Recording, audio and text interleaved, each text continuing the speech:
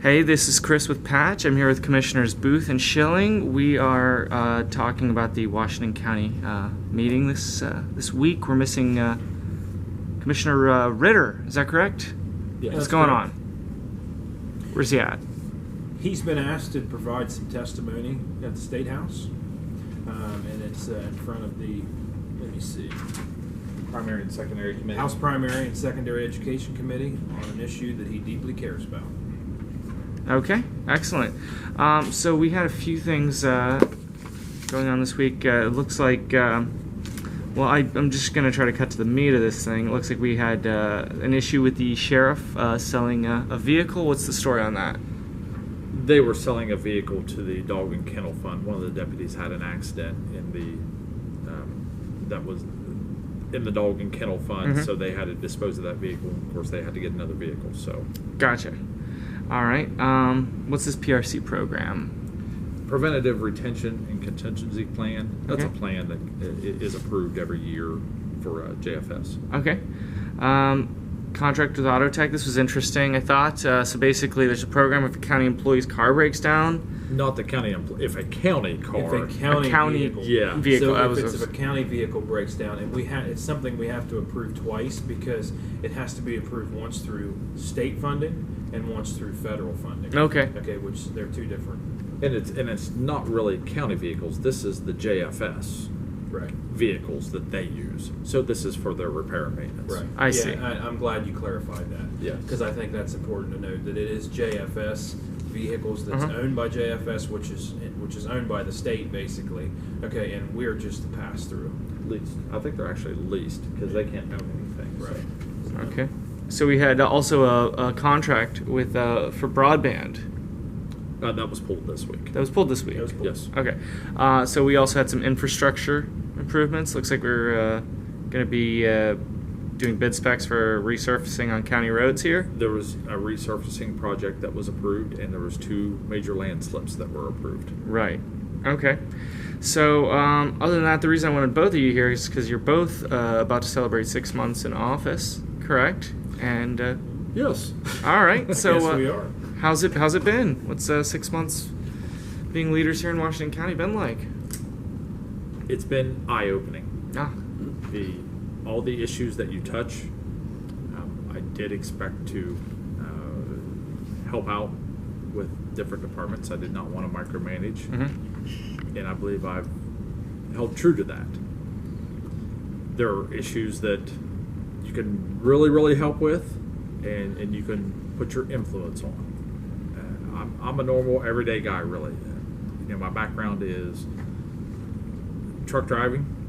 I hold a Class A CDL.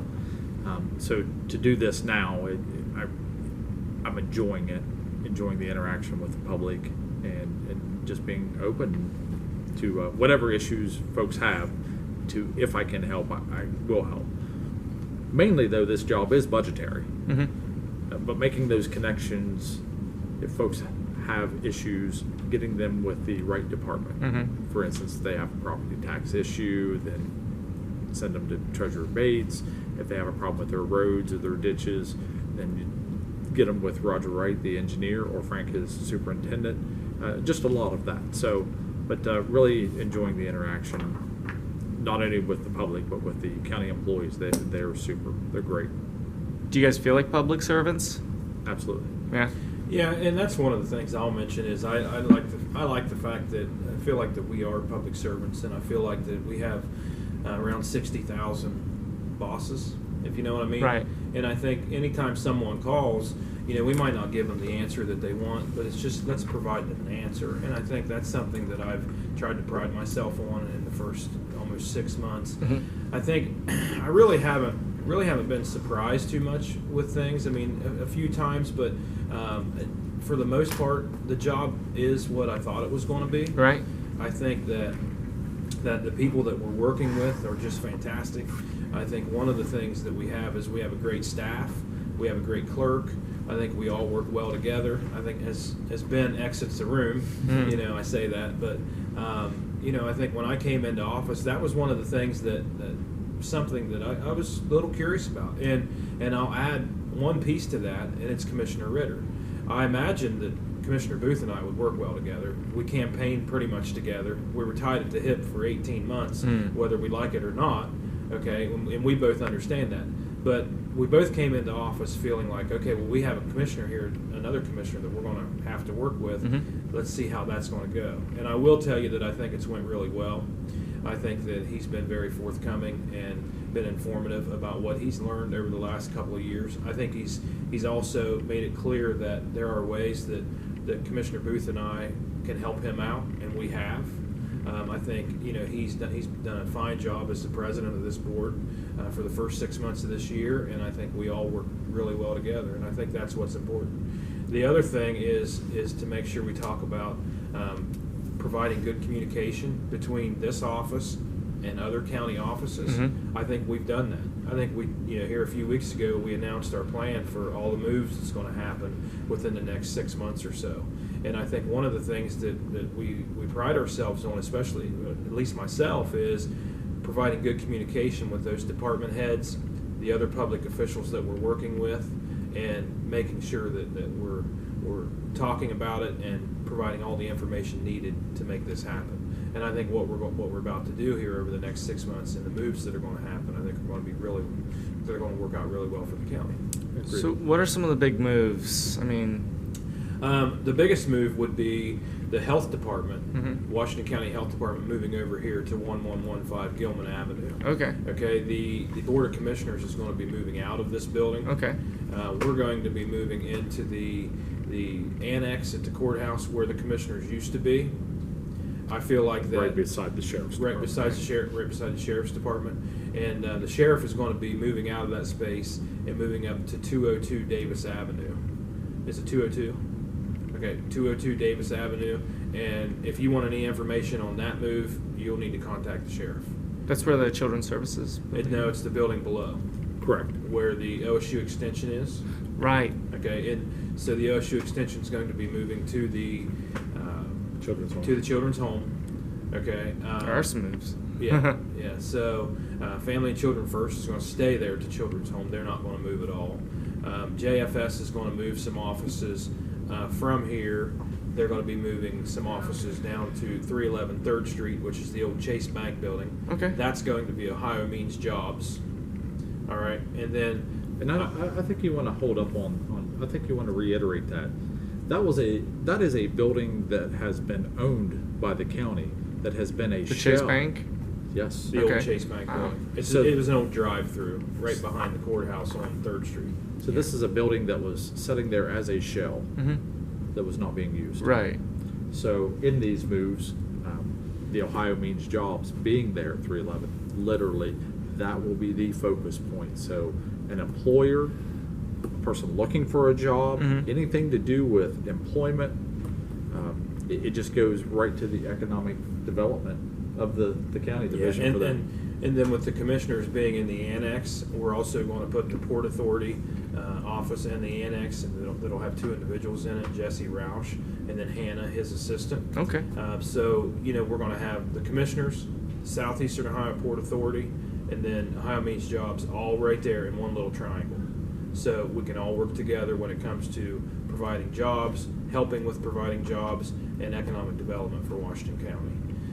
One of the things that I want to note also is with all these moves, it's going to net the county not just over $90,000 a year. Oh wow! Okay, so that's one of the big things. A lot of times the decisions that we make comes down to dollars and cents. Right. And we wanted to make sure that we provided a net for the county, and that's what we're doing. Yeah, we will spend money to do these moves.